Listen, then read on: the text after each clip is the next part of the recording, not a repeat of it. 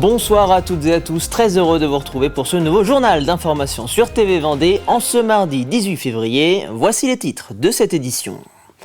À l'approche de la saison estivale, de nombreuses entreprises de la communauté de communes Océan-Mar-Edmond ont déjà commencé leur recrutement.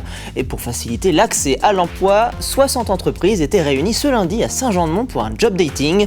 Près de 40% des emplois de la côte vendéenne sont liés au secteur des activités saisonnières. Découvrir les richesses naturelles des marais vendéens et appréhender les défis auxquels ces espaces font face, c'est l'objectif du Goûter des marais, un événement organisé à l'occasion de la Journée mondiale des zones humides. Cela se passait ce week-end du côté de Champagné-les-Marais. Enfin, nous prendrons la route direction le Chenal des Sables d'Olonne où le skipper Jiku Chu est rentré dans l'histoire du Vendée Globe. En bouclant son tour du monde ce matin, il est devenu le premier Chinois à terminer le Vendée Globe. Avec près de 4 emplois sur 10 liés à des activités saisonnières, la côte vendéenne est un pourvoyeur important de contrats, qu'ils soient courts ou bien longs. Du côté de la communauté de communes Océan-Mar-Edmond et de Chaland, beaucoup d'employeurs ont ainsi déjà débuté leur recrutement pour cet été. Exemple ce lundi au Palais des Congrès Odyssea à Saint-Jean-de-Mont, où une soixantaine d'entreprises du territoire étaient réunies pour proposer des job dating. Reportage Grégoire de Châtillon. Est-ce que tu es passionné des sports mécaniques déjà ? Oui. Ici, un job comme animateur dans un karting. Un peu plus loin, Léa, elle, est candidate pour peut-être travailler dans un camping. Sur ce territoire, l'hôtellerie de plein air est un gros pourvoyeur d'offres saisonnières. Je viens de déménager de Paris, donc il me faut un travail. Saisonnier, ça serait parfait. Je suis quelqu'un qui est très créatif, donc là on a vu peut-être pour la communication, les réseaux sociaux, tout ça, c'est quelque chose qui me touche beaucoup. Animation, restauration, accueil, mais aussi commerce, service à la personne, 230 postes à pourvoir pour 62 entreprises présentes au Palais des Congrès de Saint-Jean-de-Mont pour ce forum de l'emploi saisonnier. Dans tous ces contrats, on a des saisons qui varient de 2 mois à bien plus, 2 mois à 7 mois on va dire. Et puis on a des CDD longs qui sont entre 6 et 12 mois. Donc tout le monde peut s'y retrouver. Et il n'y a pas que de la saison courte, en tout cas ici aujourd'hui à Odyssea. Ce serait pour une première expérience professionnelle, donc je suis venue de Nantes pour cet été. Voilà. Je cherche un boulot entre un emploi et une saison, donc c'est un peu particulier. Sous forme de job dating, les jeunes et les moins jeunes passent de stand en stand pour des entretiens express. Ici, c'est un succès pour le Super U de Saint-Jean-de-Mont. Il faut dire que la grande surface passe de 150 à 300 salariés pendant les 2 mois de juillet-août. C'est vrai que là c'est vraiment la première fois que j'ai une file d'attente en fait. J'ai rarement eu autant de monde. On n'a pas de critères, hein, c'est vraiment des gens qui ont envie de travailler, qui sont motivés, qui ont la passion du travail bien fait, c'est vraiment ça qu'on recherche. Sachant qu'on est ouvert à tout type de profil, même les mineurs. Le pays de Saint-Jean-de-Mont, première capacité d'hébergement de la façade atlantique, attire en moyenne 2 millions de touristes par an. C'est une annonce qui ne rassure pas de nombreux automobilistes en France. Le constructeur Citroën a élargi ce lundi son rappel initial lancé en janvier dernier concernant les airbags de la marque Takata, identifiés comme défectueux sur de nombreux véhicules. Une décision prise après la découverte d'un airbag défectueux en Loire-Atlantique. C'était la semaine dernière. Sont donc désormais concernés 250 000 véhicules C3 et DS3 fabriqués entre 2009 et 2013. Citroën invite donc les propriétaires des véhicules concernés à prendre rendez-vous chez un garagiste agréé afin de remplacer les airbags. En attendant de réaliser cette opération gratuite, Citroën demande aux détenteurs de ne plus utiliser leur voiture. Alors si vous souhaitez savoir si vous êtes concerné par ce rappel, rendez-vous sur le site citroën.fr. Il vous suffira de rentrer le numéro d'identification de votre voiture. Ce week-end avait lieu le tout premier goûter du Marais. Cela se passait du côté de la réserve naturelle régionale de la Vacherie. Un moment d'échange proposé par les scientifiques de l'INRAE, l'Institut national de la recherche agronomique.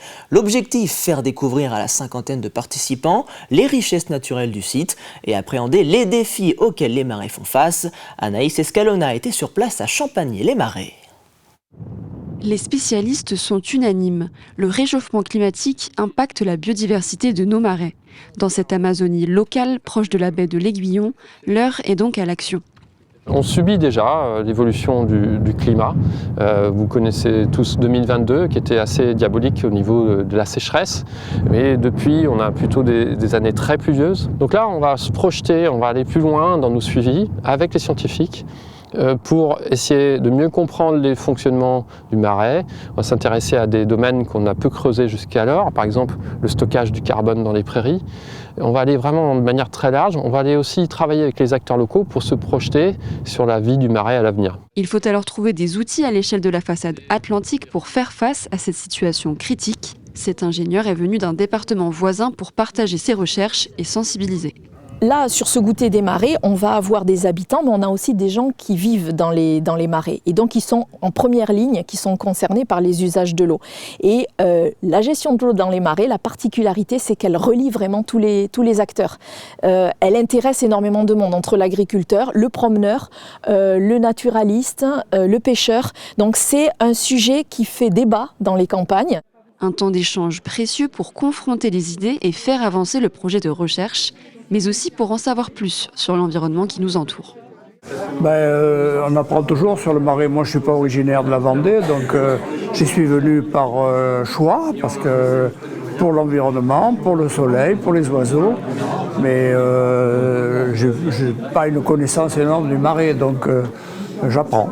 Chacun a son entrée, c'est-à-dire qu'on peut venir parce qu'on aime le paysage, on peut venir parce qu'on aime observer la faune ou la flore, mais globalement, tout le monde se rejoint autour de qu'est-ce que ça va devenir. Pour le moment, seule la région Nouvelle-Aquitaine et l'INRAE financent ces travaux jusqu'en 2027.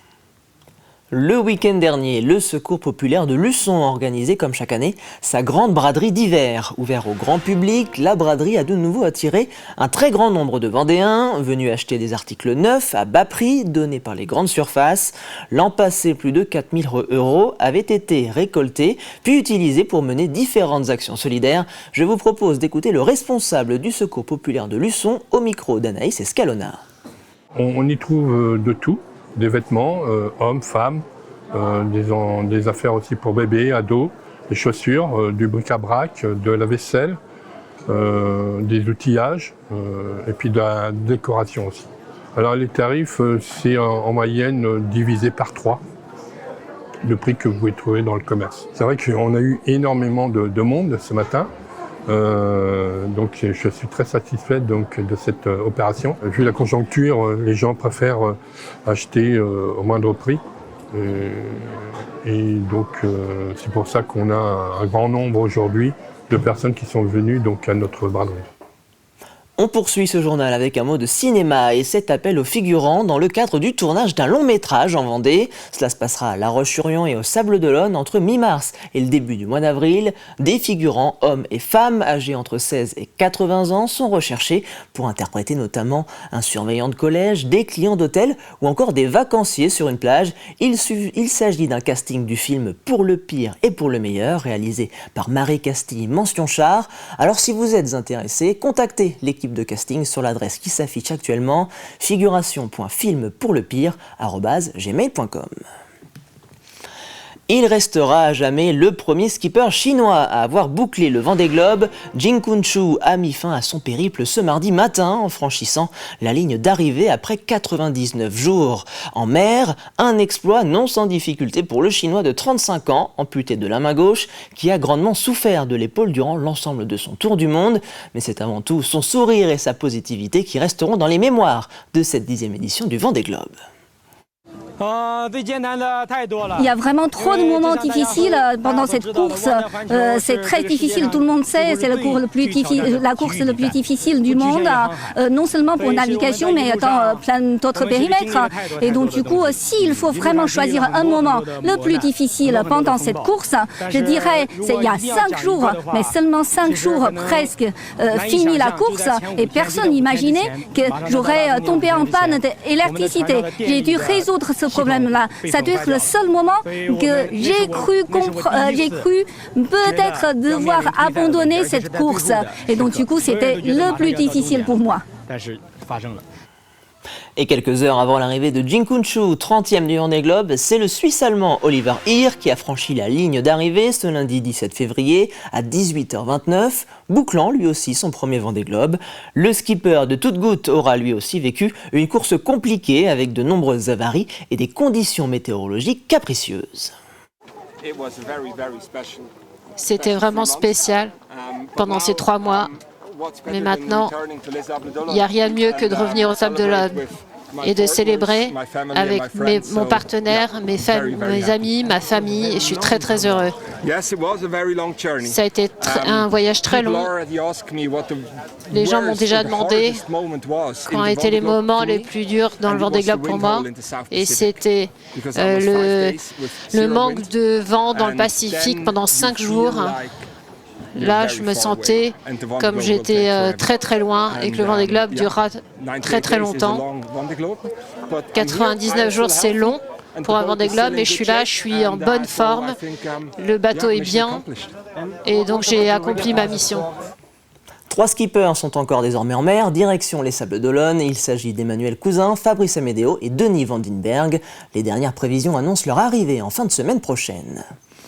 Allez, c'est l'heure de jeter un rapide coup d'œil à la météo de votre mercredi matin et c'est un ciel de nouveau lumineux qui vous attend au réveil. Du côté des températures, le mercure affichera 7 degrés au thermomètre pour la partie est de la Vendée et jusqu'à 8 degrés pour la maximale sur le littoral. C'est la fin de ce journal, merci de l'avoir suivi. Pour rappel, vous pouvez retrouver l'ensemble de nos reportages et émissions sur le site tvvendée.fr. Je vous donne rendez-vous demain à midi à 13h30 pour votre édition de la mi-journée. D'ici là, je vous souhaite une très bonne soirée sur TV Vendée et à demain.